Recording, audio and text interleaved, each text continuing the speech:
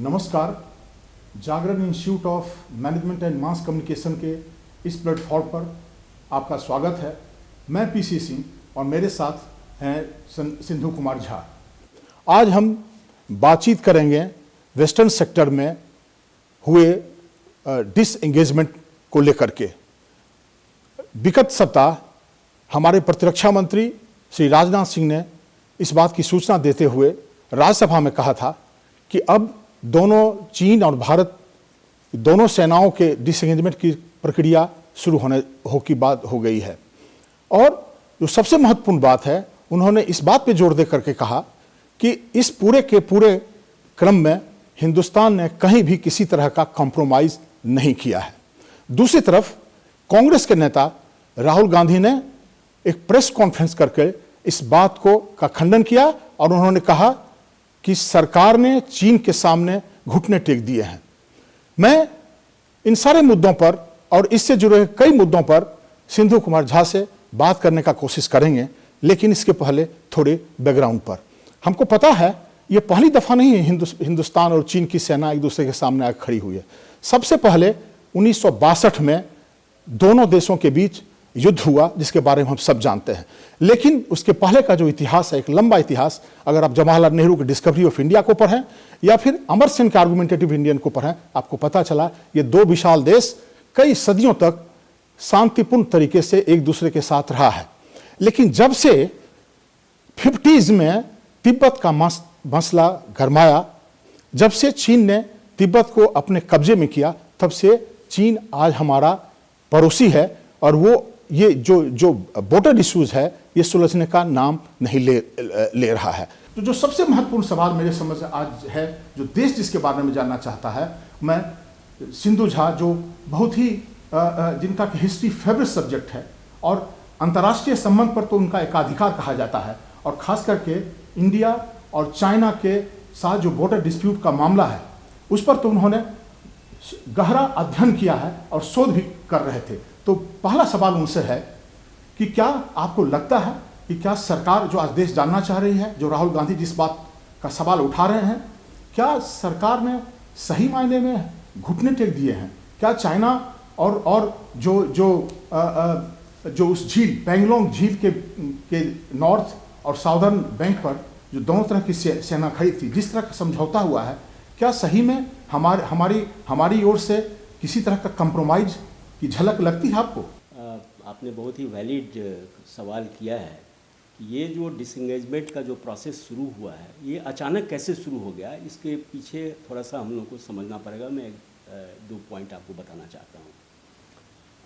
सबसे पहले तो आपने हिस्ट्री का नाम लिया, तो सबसे पहले तो मैं आपको ये बता दूं कि जो हिस्ट्री से सबक नहीं लेते हैं, those who does not take lesson from history, they are condemn to repeat it, ऐसा जैसे E.H. कार कहा करता था।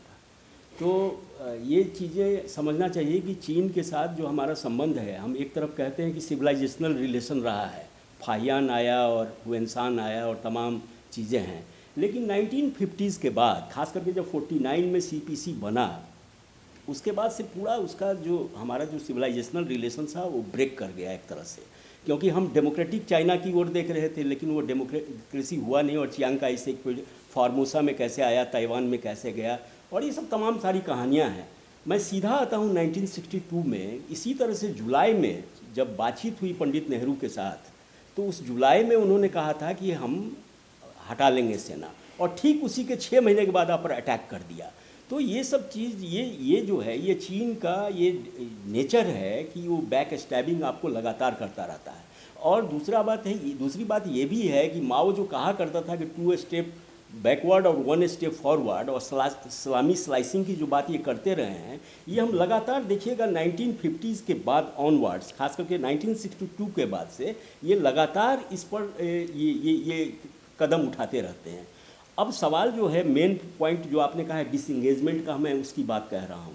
मैं इसलिए कहता हूँ, इसको बैकग्राउंड में बताया कि कभी हम चाइना पर भरोसा नहीं कर सकते, लेकिन इस बदलते हुए इंटरनेशनल सिनेरियो में क्या हमको भरोसा करना चाहिए या नहीं करना चाहिए, ये भी एक सवाल है। लेकिन क्या हमने कंप्रोमाइज किया कि नहीं, आज सबसे महत्वपूर्ण सवाल ये है जिसके बारे में इस पे ज्यादा फोकस दिया जाए, ज्यादा अच्छा है। इसी बात पर मैं आपकी जो शंका, जो शक आपने जो जाहिर किया है कि क्या हमने अपना सॉवरेंटी सरेंडर कर दिया है या अपना ज़मीन दे दिया है, क्योंकि पैंगोंग त्सो पर 8 तक हमारी पेट्रोलिंग होती थी, जिसको आपने बफर जोन कर दिया है इस गवर्नमेंट ने। अब 4 से 3 की ओर जाने की बात हो रही है, सबसे जो इम्पोर्टेंट बात। और हमारा जो पेट्रोलिंग ट्रेडिशनली हम 8 तक जाते थे, तो वहाँ तक अब नहीं जाएंगे और बीच का एरिया कर दिया गया। ये बात सही है, लेकिन देखिए इसमें इंटरनेशनल रिलेशन में कुछ ना कुछ रिजिडिटी भी चीज़ें हैं, कॉम्प्लेक्सिटीज़ भी इन्वॉल्व होती हैं। एक दो चीज़ें मैं आपको एग्जांपल देता हूँ। ट्रंप जब तक था, डोनाल्ड ट्रंप जब तक वहाँ अमेरिका के राष्ट्रपति थे, तब तक देखिएगा चाइना ने ये चीज़ नहीं किया था, और उसका भी जो उसका जो एटीट्यूड था वो बहुत ही ज़्यादा रिजिड था और एग्रेसिव था। और जैसे ही ट्रंप के बाद जो बाइडन आए हैं, तो जो बाइडन से जिस दिन डिसएंगेजमेंट हुआ उससे एक दिन पहले 2 घंटे उनकी बातचीत हुई, इस चीज़ को भी ध्यान में रखिए आप। और जिस दिन जो बाइडन 2 घंटे बातचीत किए हैं, उससे एक दिन पहले जो पेंटागन है उसका डिफेंस मिनिस्ट्री, वहाँ उसने एक टास्क फोर्स बनाया है चाइना के ऊपर। ये सब चीज़ भी बैकग्राउंड में चला। मतलब आप ये कहने का प्रयास कर रहे हैं कि जो चेंज ऑफ रिजीम हुआ है अमेरिका में, उसका जो डेमोक्रेटिक पार्टी जो थी उसका इम्पैक्ट है, उसका इम्पैक्ट है। और उसका इम्पैक्ट किस तरह से है वो भी मैं थोड़ा सा बैकग्राउंड आपको समझा देना चाहता हूँ, ताकि आपको थोड़ा सा और ये क्लियर हो जाएगा। 2011 में जो बाइडन बीजिंग गए थे और अपनी बहू के साथ, जो कैथलीन बाइडन हैं, उनकी बहू और उसकी जो पोती है वो नाओमी, जो कि मैंडारिन सीख रही थी उस दौरान। उसी दौरान उनको जो एक खाना दिया गया था, चाइनीज़ डिश दिया गया, जिसका नाम है छाओ खान। एक ऐसा डिश है जो पिग के लीवर से स्टू की तरह बनाया जाता है, जिसको उन्होंने बहुत अच्छा से खाया था। और उसके बाद इस सेचुआन प्रोविंस गए और वहाँ पर चेंगडू यूनिवर्सिटी में 3 दिन वहाँ बिताए थे। और क्या आपको लगता है कि चीन मतलब इस तरह के चीज़ों से कुछ सबक ले रहा है? हम लोग जो देख रहे हैं कि चीन तो अपने इंटरेस्ट के सामने किसी के मानने के लिए तैयार है नहीं। अब मुझे नहीं लगता है कि अमेरिका का कितना इम्पैक्ट इसके पास, घेराबंदी करने का कोशिश कर रहे हैं ये लोग, कई तरह के सैनिक प्रयास हो रहे हैं। वही चीज़ मैं बता रहा हूँ कि जो बाइडन जो थे 2011 में, जब शी जिनपिंग जो अभी प्रेसिडेंट हैं, वो उनकी खातिरदारी उन्होंने की थी, जो बाइडन की। एक बात ये समझिए इस चीज़ को। और उनका जो बाइडन जो है, इसके साथ शी जिनपिंग के साथ, जब वो वाइस प्रेसिडेंट थे शी जिनपिंग 2011 में, तो उन्होंने सेंजुआन यूनिवर्सिटीज़ में बहुत ज़्यादा खातिर की थी। और इनकी जो पोती है नाओमी, जो उस समय में जो चाइनीज़ लैंग्वेज जो मंदारिन है वो सीख रही थी, और जो बाइडन को भी ब्रीफ कर रही थी, इम्प्रेस करने की कोशिश कर रही थी। ये सब तमाम चीज़ें हैं जो बैकग्राउंड में अब शी जिनपिंग बाइडन के रिलेशंस को आपको समझने में दिक्कत नहीं होगी। दूसरी बात, ये उतने एग्रेसिव नहीं है चाइना के प्रति, मैं ये बताना चाहता हूँ। इन्होंने कहा होगा ज़रूर कि तुम जो है इंडिया के साथ इंडो पैसिफिक में अपना अगर तनाव कम करना चाहते हो तो डायलॉग करना होगा, तुमको पीस लाना होगा। और ये हमको लगता है कि थोड़ा सा पीस की ओर बढ़ना चाहते हैं जो बाइडन, क्योंकि उनका रिलेशन जो है अगर ऐसा है नहीं, मुझे एक चीज़ समझ में बात नहीं आ रही है। अगर अमेरिका का मतलब बाइडेंस थोड़ा सॉफ्ट एटीट्यूड ले रहे हैं, मुझे यही बात समझ में नहीं। तिब्बत के सवाल पे जो अमेरिका का जो नया एक्ट बना है, जो खास करके दलाई लामा के उत्तराधिकारी की जो बात हो रही है, जिस पर कई हमारे यहाँ के राइटर्स ने कहा है कि हिंदुस्तान को भी अपना एटीट्यूड में चेंज करना चाहिए, क्योंकि चीन के साथ जो हमारे कई तरह की चीज़ें हैं, हमको कहाँ कहाँ कंप्रोमाइज़ करना चाहिए इनके साथ। बॉर्डर डिस्प्यूट पर, पानी के मामले पर 50%, एक रिपोर्ट में पढ़ रहा था, 50% जो हमारे यहाँ जो नदियों का पानी आता है, अगर चाइना चाहे 48 पॉइंट समथिंग % वो चाहे तो रोक सकता है, ताकत है उसके पास। दूसरी बात यह है, और सबसे जो महत्वपूर्ण सवाल है कि चाइना के साथ आखिर हम इस तरह का कंप्रोमाइज़ कब तक करते रहें।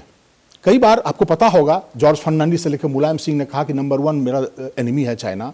तो ये सवाल आखिर जो खड़ा हो रहा है देश के सामने बार बार, और इसी को लेकर के हम लोगों ने इकोनॉमिक फ्रंट पर भी उससे कहा था कि अब इसके गुड्स का बायकॉट करें। हालांकि कई ऐसे एक्सपर्ट्स थे श्याम शरण जैसे लोगों ने खुल के कहा, जो जिनका कि चाइना के ऊपर में इतना बड़ा काम है, श्याम शरण हो, शिवशंकर मेनन हो, सारे लोगों ने इस बात को कहा कि इकोनॉमिकली चाइनीज गुड्स का बैकआउट करना संभव नहीं है। लेकिन ये चीज, पानी का सवाल मैंने कहा, बॉर्डर डिस्प्यूट उसकी सेना हमसे इतनी ज्यादा ताकतवर है, और तीसरा जो क्वेश्चन मैंने कहा कि तो ये असली जो सवाल है कि कब तक बातें हैं। देखिए, इस देश में प्रो चाइना और एंटी चाइना दोनों लॉबी एग्जिस्ट कर रही है और आज भी है।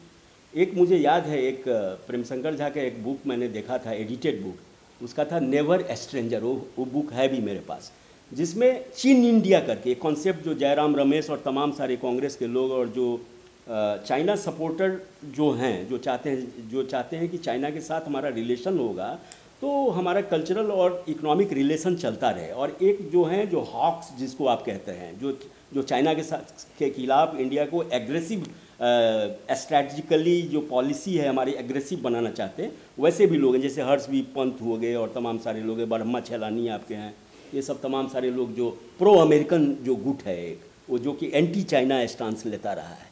ये जो दो गुट है उसमें देखिए प्लस माइनस है, लेकिन एक चीज़ आपको ध्यान रखना होगा, अभी जो हमारी सरकार है वो एग्रेसिव नेशनलिज्म को अपना मेन जो है अपना जो उसका जो फॉरेन पॉलिसी है उसमें कहीं न कहीं एक नेशनलिज्म का पुट है। क्योंकि एस जयशंकर ने अभी हाल ही में स्टेटमेंट दिया था, जब चाइना के एम्बेसडर बोले कि नहीं बॉर्डर पे तो जो चीज़ है उसको होने दीजिए, लेकिन हमारा जो कल्चर है और जो ट्रेड है ये साथ साथ चलता रहे। तो उन्होंने कहा कि नहीं, दोनों एक साथ नहीं चल सकता है, आप मेरा नहीं कर सकते, मैं कई बार लड़ाई करिए और हमारे 20 जवानों को और गलवान में मार दीजिए और कहिए कि एक्सपोर्ट इंपोर्ट हम लोग का स्मूथ चले, $100 बिलियन का कारोबार हो, ये कैसे हो सकता है।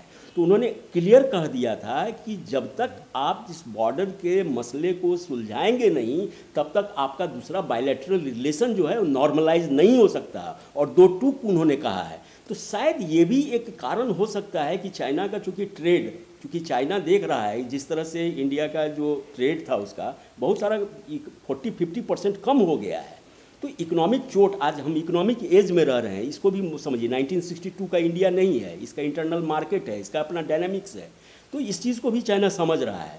उसके 5G का स्टेक लगा हुआ है जो कि अमेरिका के साथ ट्रेड वार हो रहा है। तो ऐसा नहीं है कि मैं दो चीज़ों के बारे में आपसे जिक्र करना चाहता हूँ। एक तो जो आप हम सब जानते हैं और इस पर आज हल्ला भी हो रहा है कि जब यूनाइटेड नेशंस में सिक्योरिटी काउंसिल में जब हिंदुस्तान को, नेहरू को रसंस ने कहा था कि आप मेंबर, इंडिया को इसका मेंबर बनाया जाए, परमानेंट मेंबर, उसने कहा था कि नो चाइना। इस बात की जिक्र आपको ये कई लोगों के पुस्तक में और कई जगहों इसके बारे में चर्चा हुआ है। तो उस समय अगर आप पढ़ेंगे, नेहरू को आज इतनी गाली दी जा रही है, लेकिन नेहरू की चिंता यही थी कि किसी तरह से हम चाइना से, जो आज जिसकी बात आप कर रहे हैं, जो एक बड़ा तबका है इस देश में, ये कह रहा है कि चाइना के साथ हमको कोऑपरेट करके कोशिश करना होगा, हमसे दोस्ती करनी पड़ेगी, हमारा इकोनॉमिक कंपल्सन्स है। लेकिन नेहरू ने कितना कॉम्प्रोमाइज करके चीन के साथ जो दोस्ती का हाथ बढ़ाया, लेकिन उसका नतीजा क्या निकला? कब तक हम चाइना के साथ, आखिर ये जो सबसे बड़ा सवाल है कि चाइना के पर हम कब तक भरोसा करते रहेंगे, इस सवाल का जवाब कोई माकूल जवाब हो। क्या ये इंडिया के इंटरेस्ट में है इस तरह का जो आज कल जो हुआ है, ये फिर कल चाइना हो? और इस बॉर्डर इशू को कौन सुलझा सकता है, ये तो मुझे को बताए।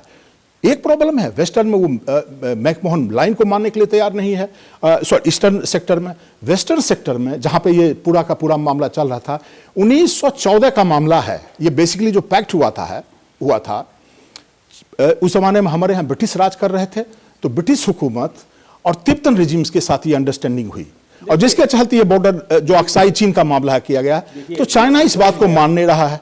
नहीं, हिस्ट्री में जाइएगा तो बहुत सारी बातें ऐसी हैं कि जिसको कभी आप एक नहीं हो पाएंगे।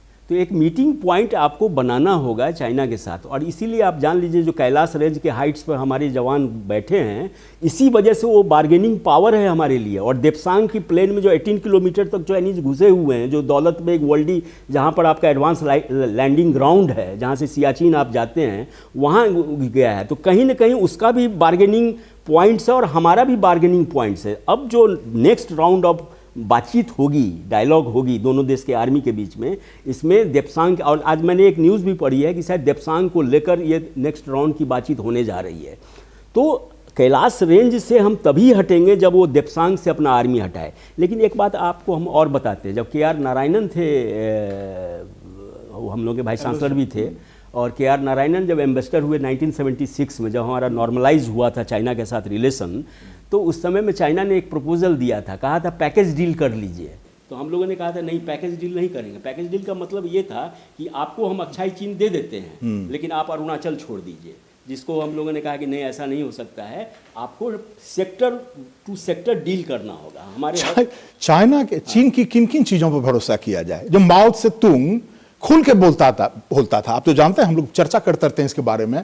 वो ये कहता था माओ से तुंग कि ये जो मेरा पाम है, ये this is the mainland China, ये जो उंगलियां हैं 5 फिगर्स, तिब्बत, सिक्किम, ये सबको, उसके तो मिडिल किंगडम का जो उसके मैं क्या बताऊं, मैं डिस्कवरी ऑफ इंडिया में जवाहरलाल नेहरू ने एक चीज़ का जिक्र किया है, मैं चाहता हूं उसके बारे में चर्चा जरूर होना चाहिए। और मेरे समझ में हर्षा के रिजीम में, जिसमें ह्वानसेंग हिंदुस्तान आया है, जब वो आ रहा था यहाँ पे, तो टैंग डायनेस्टी का रूल वहाँ पर रूल कर रहा था। उसने एक मुट्ठी मिट्टी उठा करके उसके एक शरबत में, ड्रिंक्स में दिया, मिला करके पिया। और जब उसने पूछा ह्वानसेंग कि क्या है, बोला कि जब तुम बाहर जा रहे हो ना, तो तुमको मातृभूमि की जो मिट्टी है ना, इसकी सौगंध तुमको याद दिलाते रहेगी, और तुमको डॉलर से जो पैसा कमाओगे उससे ज्यादा। तो चाइनीज के तो माइंडसेट में है, और ये सबसे बड़ी हमारी समस्या है हमारे सामने। और हम तो इतना उसके लिए हमने इतना किया। जवाहरलाल नेहरू का कैरियर, आज सबसे बड़ा सवाल उठाया जा रहा है कि पूरा का पूरा जो ये पूरी कहानी तिब्बत से लेकर के अभी तक चल रही है, उनके पीछे उसका उद्देश्य क्या था? उद्देश्य ये था इस पूरे के पूरे साउथ एशिया में जो सुपर पावर्स नहीं है। सुनील खिलनानी इतना बड़ा ऑथर, उसने जो नेहरू मेमोरियल लेक्चर में इस बात को काफ़ी डिफेंड करने का कोशिश किया, लेकिन आज माहौल बदला हुआ है। तो सबसे जो सवाल बार बार मेरे दिमाग में आते रहता है कि इस चाइना पर कितना भरोसा करें और कब तक भरोसा करते रहें। लग रहा था कि सरकार में कुछ रास्ता निकलेगा, लेकिन पता नहीं, हो सकता है अभी हम वहाँ से हट भी जाएं, फिर आने वाले समय में कहीं फिर ट्रबल क्रिएट करें। तो इन्हीं सारी चीज़ों के बाद में हम इकट्ठा हुए थे बात करने के लिए। आज के इस बातचीत में हमने कई मुद्दों पर बातचीत किया, लेकिन यह एक ऐसा विषय है जिस पर निष्कर्ष निकालना शायद संभव नहीं। अगली बार जब हम मिलेंगे, तब तक हम किसी और नई बात पर बातचीत करेंगे। हमारे साथ जुड़े रहिए। धन्यवाद।